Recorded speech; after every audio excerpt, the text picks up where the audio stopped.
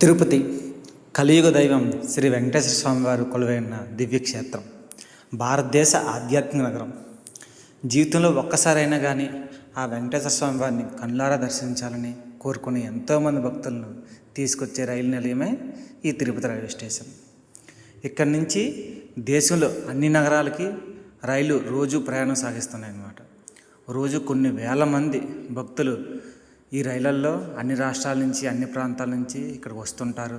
స్వామివారిని కళ్ళారా దర్శించుకుంటారు. తిరిగి తమ గమ్యానికి, తమ ఊళ్ళకి వెళ్ళిపోతూ ఉంటారనమాట. ఇక్కడ ఈ స్టేషన్లో అన్ని భాషల వాళ్ళని మనం చూడవచ్చు.